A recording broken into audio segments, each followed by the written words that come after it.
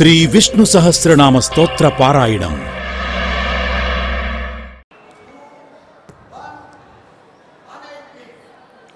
ఓం నమో వెంకటేశాయ. పరమపావనమైన శ్రీవారి దివ్య సాన్నిధ్యంలో మహిమాన్వితమైన శ్రీ విష్ణు సహస్రనామ స్తోత్ర పారాయణ కార్యక్రమాన్ని ఆచార్యుల వారితో కలిసి సంకల్ప వాక్యాలను చదువుకుని శుభారంభం చేసుకుందాం. శ్రీ గురు ప్రార్థన. గురుర్బ్రహ్మా గురుర్విష్ణు గురుర్దేవో మహేశ్వరః గురుః సాక్షాత్ పరం బ్రహ్మ తస్మై శ్రీ గురవే నమః. శ్రీనివాస ప్రార్థన. సప్తాద్రివాసినం భక్తకామితార్థప్రదాయినం గోవిందం వాసుదేవం తం శ్రీనివాసం భజామహే. అథ సంకల్పః.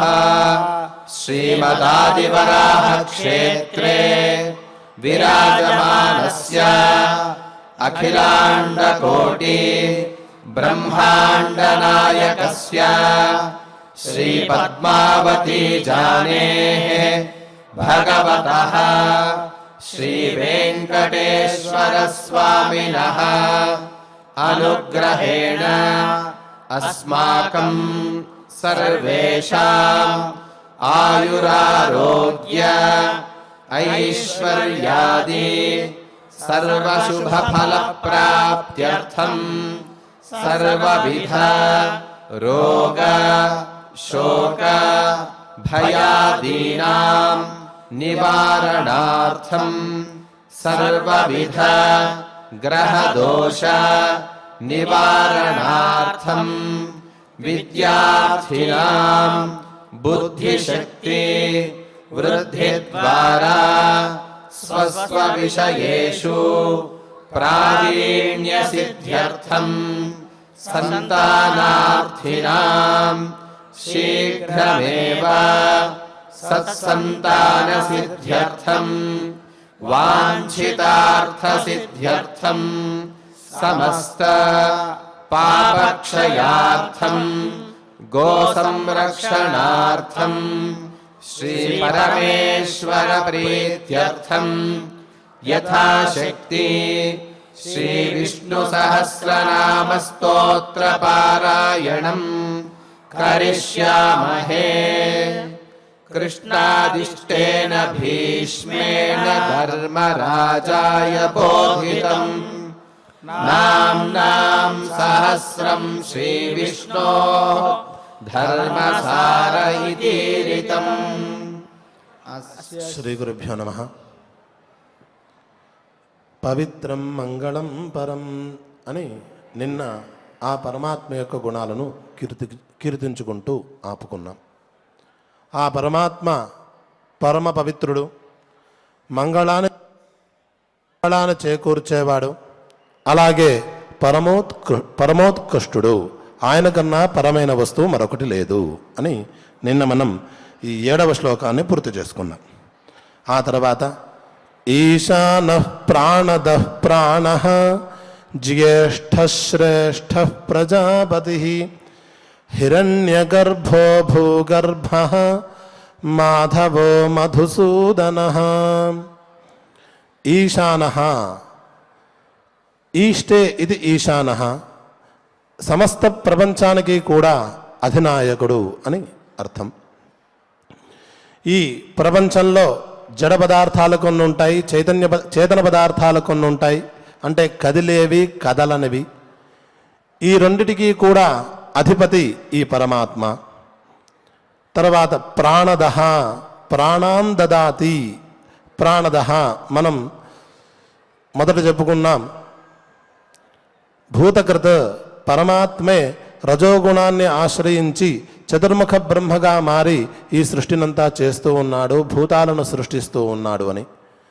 భూతములను సృష్టించడం అంటే వాళ్లకు ప్రాణములను ఇచ్చుట.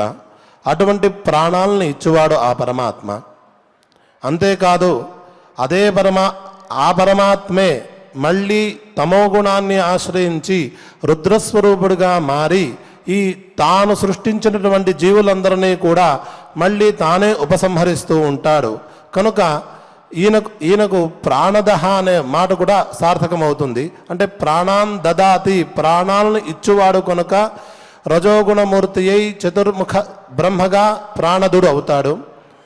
ప్రాణాన్ దియతి, ప్రాణములను ఉపసంహరించువాడు, కాలస్వరూపుడిగా మారి ఉపసంహరించువాడు కనుక ఈయన తమో గుణాన్ని ఆశ్రయించి రుద్రమూర్తిగా ఈ ప్రాణదుడు అవుతాడు. అంటే పరమాత్మే ప్రాణాలని ఇస్తాడు. ఆ పరమాత్మే ఆ జీవి యొక్క సమయం పూర్తయిన తర్వాత ఆ ప్రాణాలను ఉపసంహరిస్తాడు అని మళ్ళీ చెబుతూ ఉన్నారు. అంతేకాదు ప్రాణ, ఆ పరమాత్మే ప్రాణస్వరూపము, పరమాత్మే ప్రాణస్వరూపము. మనం మొదటి నుంచి అనుకుంటున్నాం ఈ ప్రపంచంలో పరమాత్మ కంటే వేరైన పదార్థం ఏదీ లేదు, ప్రతిదీ కూడా పరమాత్మ స్వరూపమే అని. కనుక ఈ ప్రాణము కూడా పరమాత్మ స్వరూపమే. ఆయన జ్యేష్ఠ, అందరికన్నా ముందువాడు. మనం అనుకున్నాం ఆయన నుంచే చరాచరమైన సృష్టి ప్రారంభమైనట్లయితే ఈ సృష్టిలో మొదటివాడు ఎవడు అన్నట్లయితే ఆ పరమాత్మ గురించే మాట్లాడతాం కనుక ఆయన జ్యేష్ఠ. అంతేకాదు శ్రేష్ఠ, సకల కళ్యాణ గుణాభిరాముడు. ఆయనకున్నటువంటి మంచి గుణాలు మరెవరికీ లోకంలో లేవు. అటువంటి కళ్యాణ గుణాభిరాముడు ఈ పరమాత్మ. పైవచ్చు ప్రజాపతి, ఈ ప్రపంచంలో ఉండే ఈ ప్రజలందరినీ కూడా రక్షించేవాడు అని. తర్వాత హిరణ్యగర్భ, ఈ ప్రపంచాన్ని సృష్టించేటువంటి చతుర్ముఖ బ్రహ్మ. తర్వాత భూగర్భ, తన ఉదరమునందు సమస్త భూమండలాన్ని ఉంచుకున్నవాడు అని. ఎవరైతే తన శరీరం, తన ఉదరంలో చతుర్దశ భువనాలను 14 లోకాలను ఉంచుకుంటాడో అతను భూమిని ఉంచుకోవడంలో విశేషమే ఉంది. తర్వాత మాధవ, మాయా లక్ష్మీయా ధవ, లక్ష్మీ అమ్మవారికి భర్త. మధుసూదన, మధు అనే రాక్షసుని సంహరించిన వాడు. ఈ విధంగా ఈశాన, ప్రాణద, ప్రాణ, జ్యేష్ఠ, శ్రేష్ఠ, ప్రజాపతి, హిరణ్యగర్భ, భూగర్భ, మాధవ, మధుసూదన అని 10 నామాలని సంక్షిప్తంగా అనుకున్నాం. ఈశాన అనే పదానికి కేవలం సర్వేశ్వరుడు అనే అర్థమే కాదు, ఈ ప్రపంచానికి కారణభూతమైనటువంటి సత్వరజస్తమో గుణాల సమిష్టి స్వరూపమైన సమస్వరూపమైన ఆ ప్రకృతికి అధిష్ఠించి ఉన్నటువంటి దేవత. అంటే ఈ ప్రకృతికి లోనయ్యేవాడు కాదు, ప్రకృతి కన్నా దాటినవాడు, స్వతంత్రుడు అని అర్థం. ఆయన స్వేచ్ఛయా ఏ పనైనా చేయగలడు. ఈశాన, ప్రభువైన వాడే ఆ పని చేయగలడు. లోకంలో కూడా ప్రభువుకి స్వాతంత్ర్యం ఉంటుంది. ఆయన అధీనంలో ఉండే వాళ్లకు ఆయన నియమించిన నియమాలు వర్తిస్తూ ఉంటాయి. అవసరమైనప్పుడు ఆ నియమాలను అతిక్రమించిన ఆయనకు ప్రభు అన్నవాడికి తప్పు ఉండదు. ఆ విధంగా అటువంటి స్థానాపన్నుడు ఈ ఈశాన అనే పరమాత్మ. తర్వాత ప్రాణద అనుకున్నాం, ప్రాణాలను ఇచ్చువాడు, ప్రాణాలని ఉపసంహరించువాడు అని అనుకున్నాం.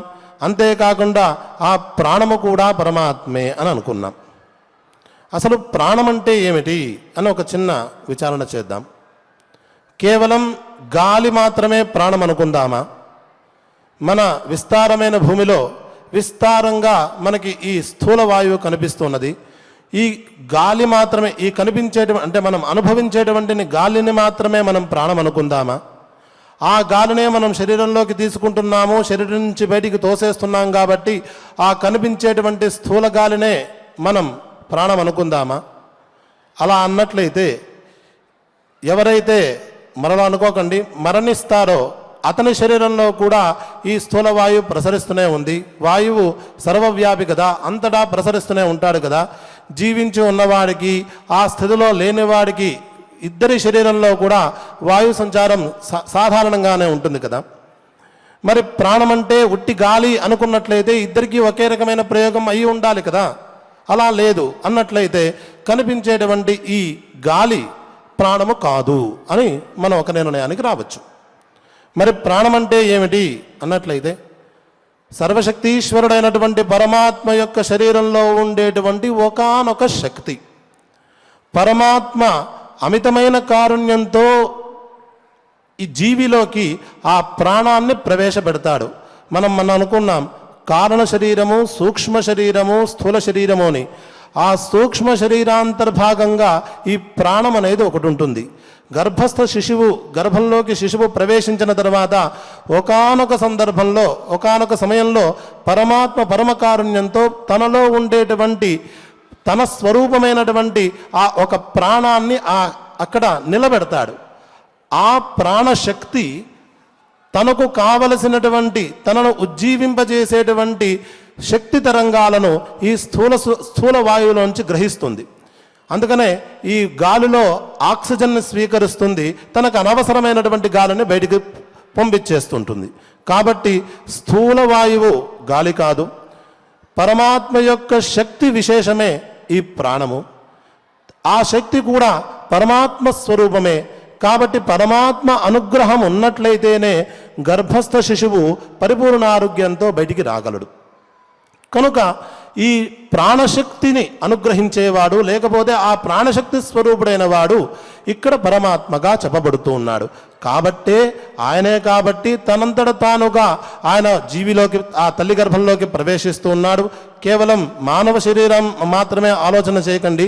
సమస్త విశ్వంలో ఉండేటువంటి సమస్త చరాచర జంతుజాలాల యొక్క గర్భంలో ఉండేటువంటి వాడు ఆ గర్భంలోకి ప్రవేశించి మానవాకృతిని ఆ జంతువాకృతిని పొందే పరమాత్మ ఇక్కడ ప్రాణః అనే పదం ద్వారా పిలువబడుతూ ఉన్నాడు. దీనికి మరొక ఉపాఖ్యానం మనకి ఛాందోగ్యోపనిషత్తులో కనిపిస్తూ ఉంటుంది. ప్రదర్దనుడు అనే ఒక రాజు ఉండేవాడు, చాలా గొప్ప రాజు. ఆయన సాధారణమైన రాజు కాదు. తన యొక్క ప్రాబల్యంతో అనేక అస్త్రశస్త్రాలను ధరించాడు, గొప్ప గొప్ప యుద్ధాలనే చేశాడు, మహాపరాక్రమాన్ని పొంది ఉన్నాడు. పైపెచ్చు యోగీశ్వరుడు, నిత్యం అనుష్ఠానం చేసి తపస్విగా ఉండేటువంటి ఒకానొక గొప్ప రాజర్షి.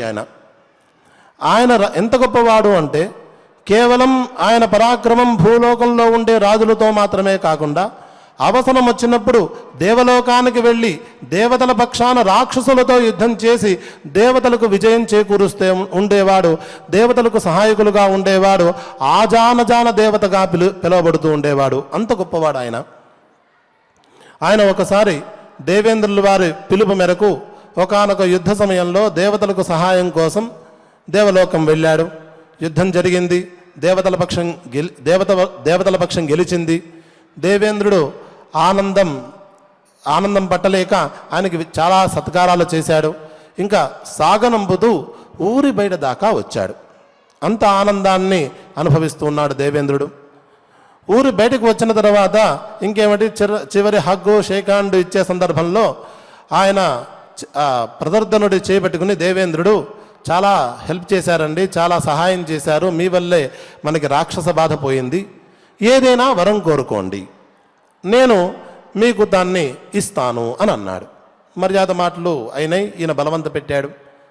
ఈయనన్నాడు, ఈ ప్రదర్దనుడు అన్నాడు, నేను చాలా యోగ సాధనలు చేశానండి. యోగ సాధన చేస్తున్నప్పుడు ఏదైనా విషయంపై దృష్టి కేంద్రీకరించినట్లయితే ఆ విషయం పరిపూర్ణంగా తెలుస్తుంటుంది, అదొక విభూతి ఉంటుంది. మనం లోకంలో కూడా చూస్తూ ఉంటాం. ఒక మహాత్ముల దగ్గరికి వెళ్ళి వాళ్ళ గురించి చెప్పండి అంటే ఒకసారి వాళ్ళు కళ్ళు మూసుకుని వాళ్ళ మీద దృష్టి నిలిపినట్లయితే మొత్తం విషయం వాళ్ళకి తెలిసిపోతుంది, అదొక యోగ విభూతి.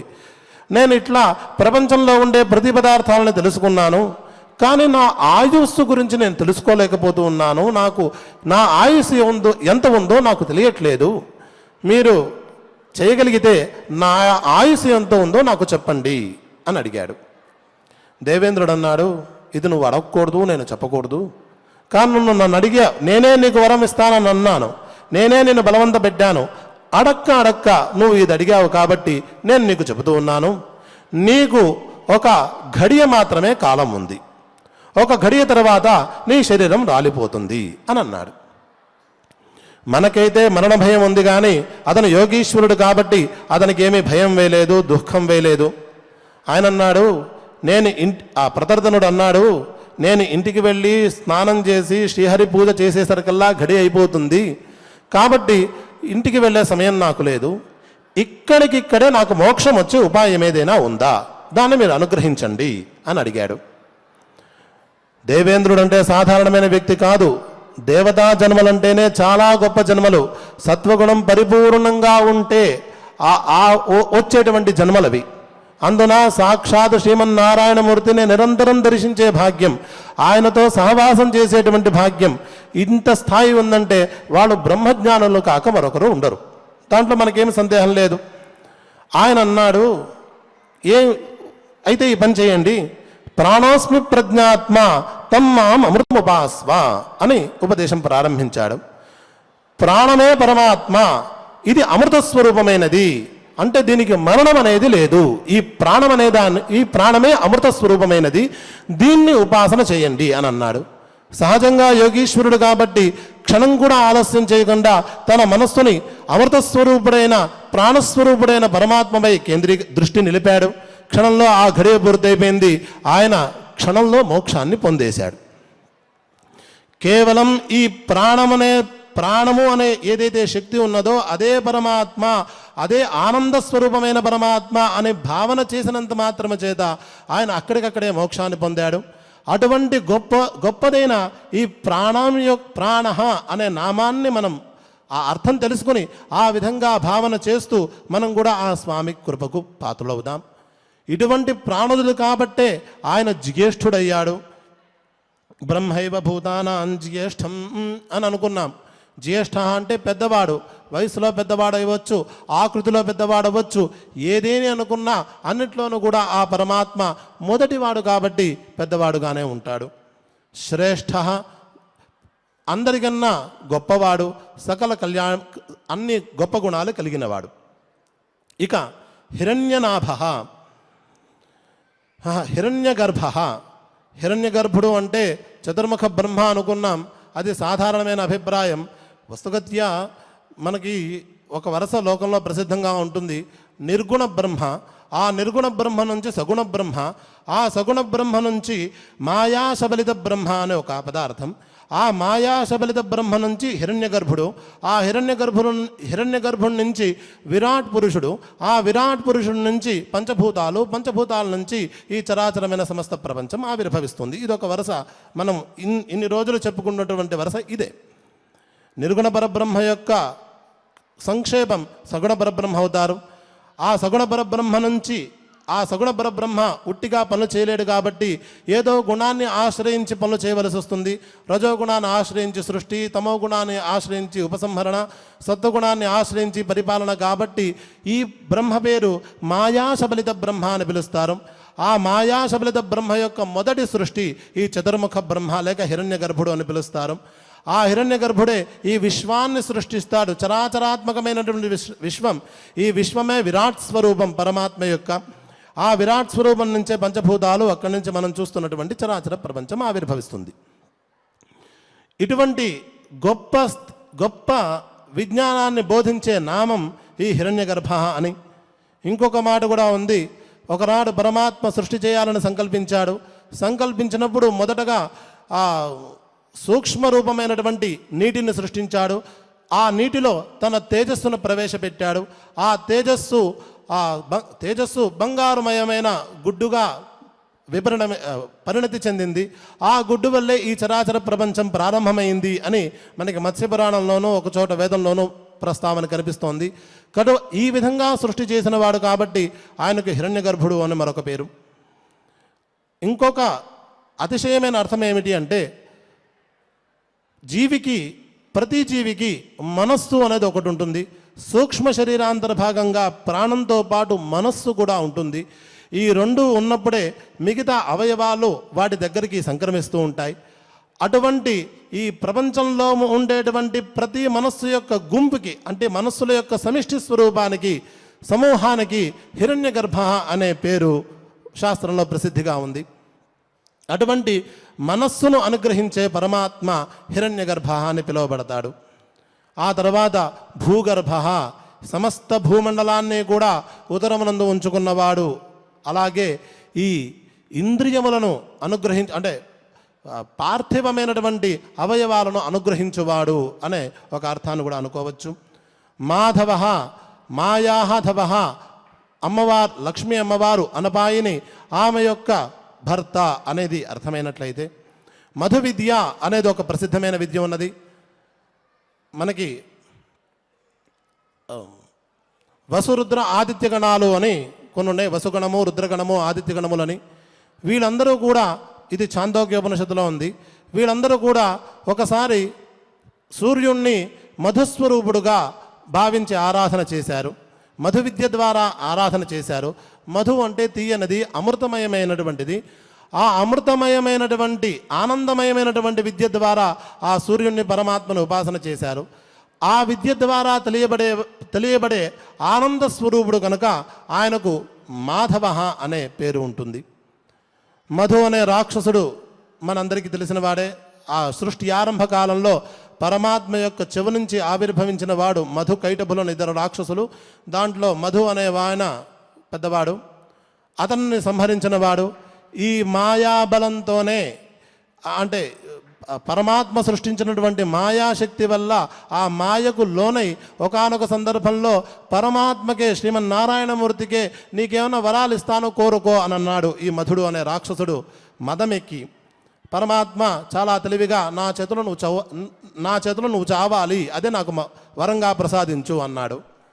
పరమాత్మ దగ్గర వరాలు పొందాలి కానీ నేను పరమాత్మ కంటే గొప్పవాణ్ణి అని విర్రవీగి, అంటే వ్యామోహానికి లోనయ్యి నేనే శక్తీశ్వరుణ్ణి అని భ్రమపడి ఆయన పరమాత్మకే వరం ఇస్తానని అన్నాడు. పరమాత్మ నువ్వు నా చేతిలో మరణించాలి అని వరం కోరుకున్నాడు.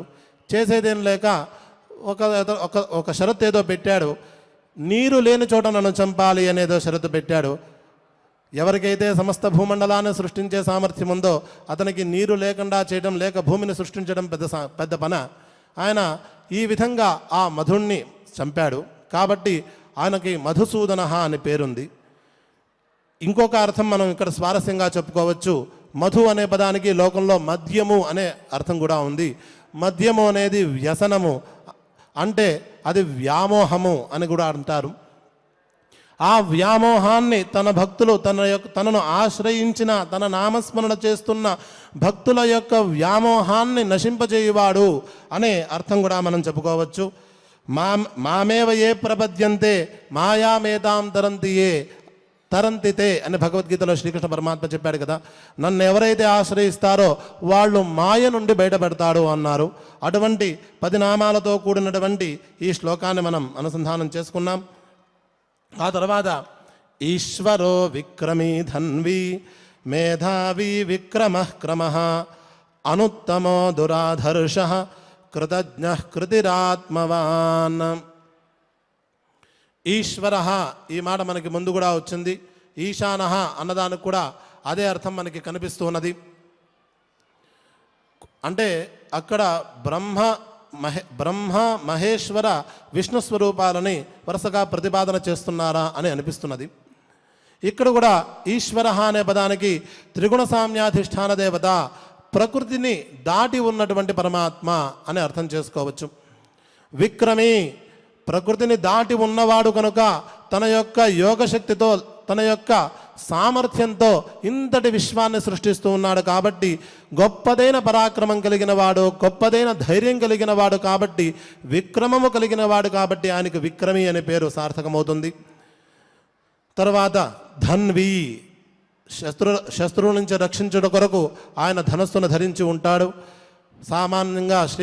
సామాన్యంగా విష్ణుమూర్తి శార్ంగం అనే ధనస్సును ధరించి ఉంటాడు. రామావతారంలో కోదండం అనే ధనస్సును ధరించి ఉన్నాడు. కాబట్టి ఈ విధంగా ఆయన ధన్వి. తర్వాత ఆయన మేధావి, ఆయన సమస్త విద్యలకు ఆలవాలం, జగద్గురువు కాబట్టి ఆయన మేధావి, తెలివైనవాడు.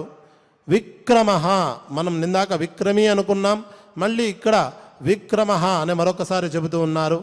ఆయన పరాక్రమవంతుడు అనే అభిప్రాయంలో.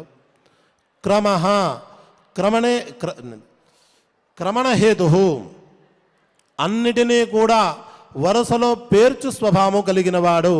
ఒక జీవి ఏ విధంగా లోకంలోకి ప్రవేశించాలి, అతని యొక్క పుణ్యపాపాలు ఏ స్తరంలో ఉన్నాయి, ఏ విధంగా ఉన్నాయి, అతను ఏ విధంగా వెళ్ళినట్లయితే సుఖాన్ని పొందుతాడు, దుఃఖాన్ని ఎక్కువగా అనుభవించకుండా ఉంటాడు అని కారుణ్యంతో చూసేవాడు అని మనం సామాన్యంగా అర్థం చెప్పుకోవచ్చు.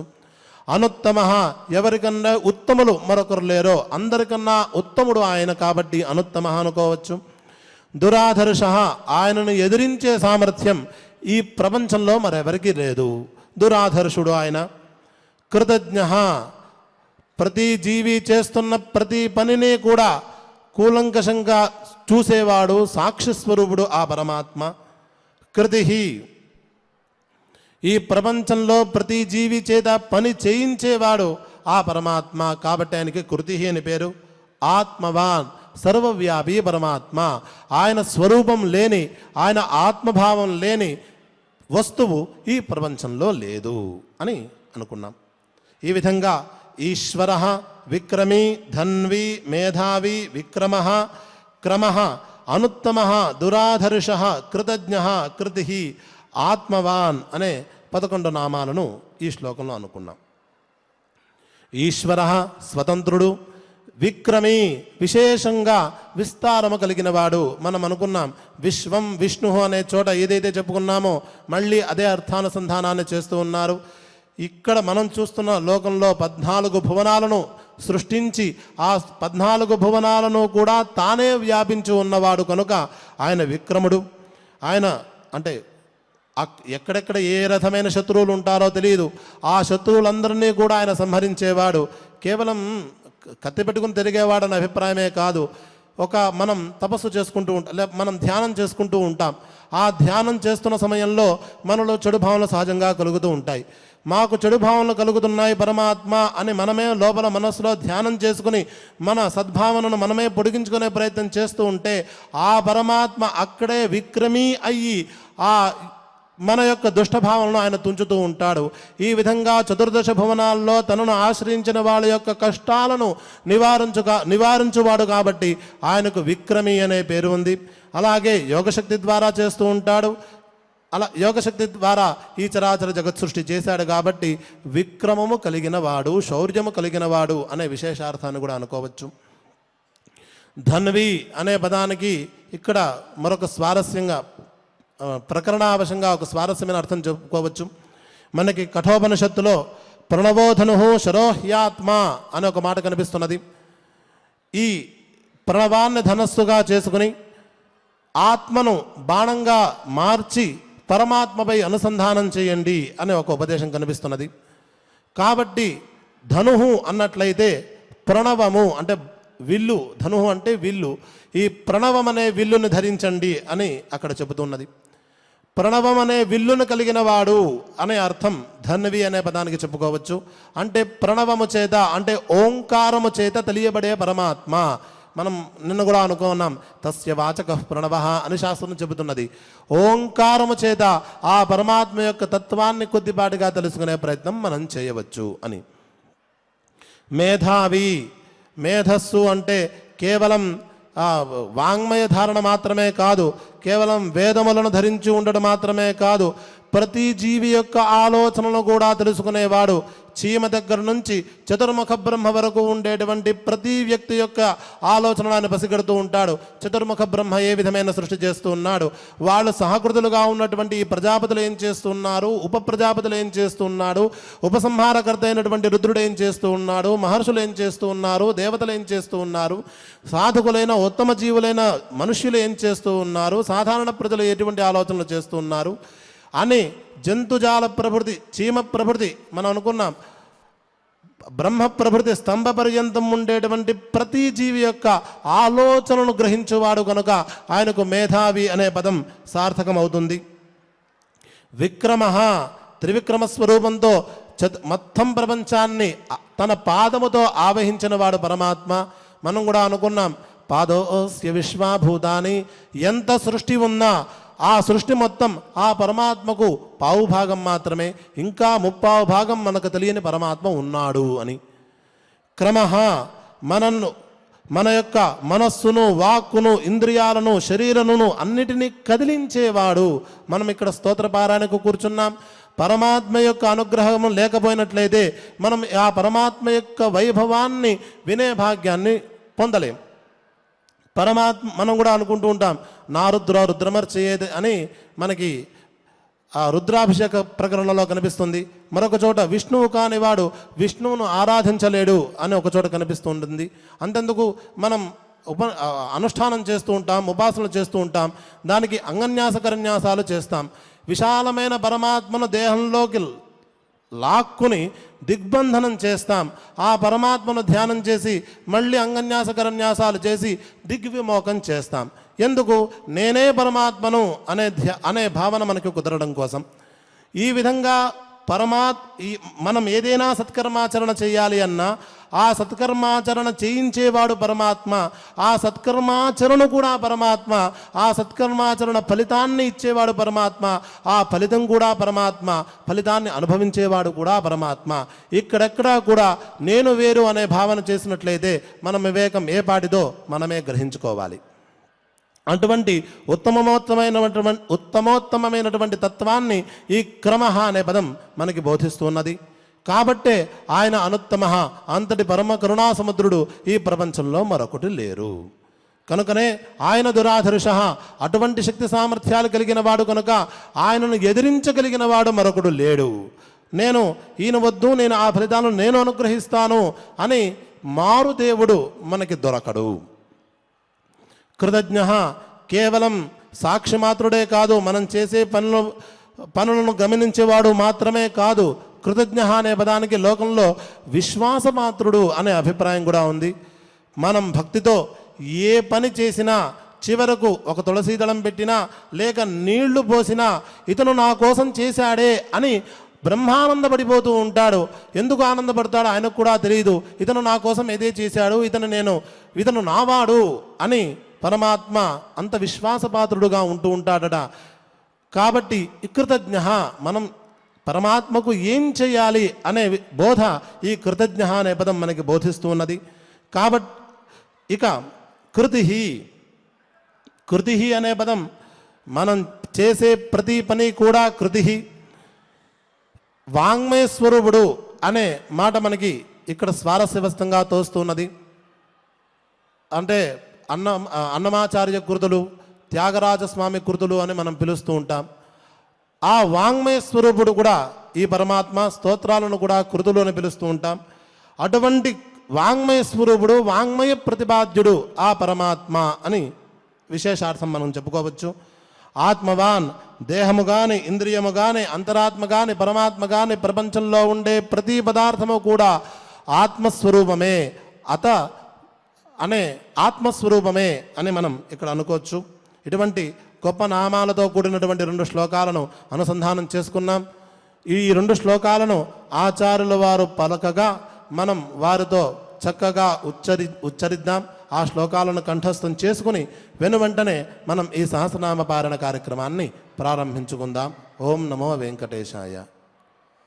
ఈశానః ప్రాణదః ప్రాణో, ఈశానః ప్రాణదః ప్రాణో, జ్యేష్ఠः శ్రేష్ఠः ప్రజాపతిః, జ్యేష్ఠः శ్రేష్ఠः ప్రజాపతిః, హిరణ్యగర్భో భూగర్భో, హిరణ్యగర్భో భూగర్భో, మాధవో మధుసూదనః, మాధవో మధుసూదనః, ఈశ్వరో విక్రమీ ధన్వీ, ఈశ్వరో విక్రమీ ధన్వీ, మేధావీ విక్రమక్రమః, మేధావీ విక్రమః క్రమః, అనుత్తమో దురాధర్షః, అనుత్తమో దురాధర్షః, కృతజ్ఞః కృతిరాత్మవాన్, కృతజ్ఞః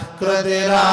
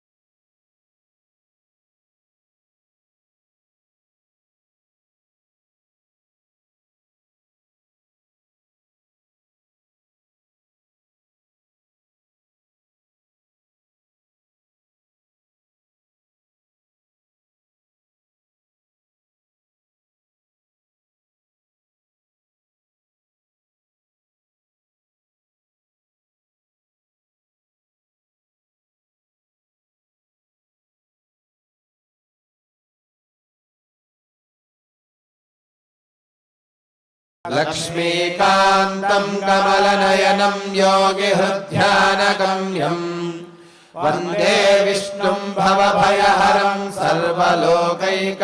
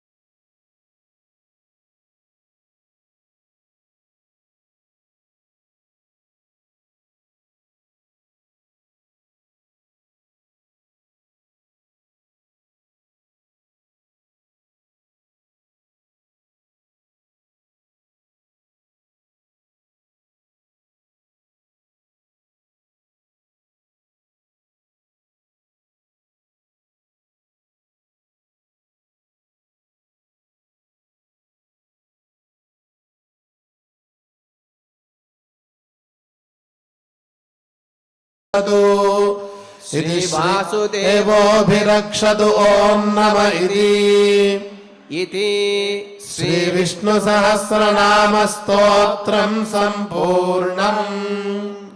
ఈ విధంగా శ్రద్ధాభక్తులతో శ్రీ విష్ణు సహస్రనామ స్తోత్ర పారాయణ కార్యక్రమాన్ని పూర్తి చేసుకున్నాం. ఈ పారాయణ ఫలితాన్ని శ్రీవారి పరమపావన చరణాల యందు సమర్పణ చేస్తూ క్షమాప్రార్థనాది శ్లోకాలతో మంగళ శ్లోకాలతో మంగళాంతంగా పూర్తి చేసుకుందాం. అథ క్షమా ప్రార్థనా యదక్షరపదభ్రష్టం మాత్రాహీనం చ యద్భవేత్ తత్సర్వం క్షమ్యతాం దేవా నారాయణ నమోస్తుతే. అథ లోకక్షేమ ప్రార్థనా సర్వే భవంతు సుఖినః సర్వే సంతు నిరామయాః సర్వే భద్రాణి పశ్యంతు మా కశ్చిద్ దుఃఖభాగ్ భవేత్. అథ మంగళం శ్రియః కాంతాయ కళ్యాణ నిధయే నిధయేర్థినాం శ్రీవేంకట నివాసాయ శ్రీనివాసాయ మంగళం.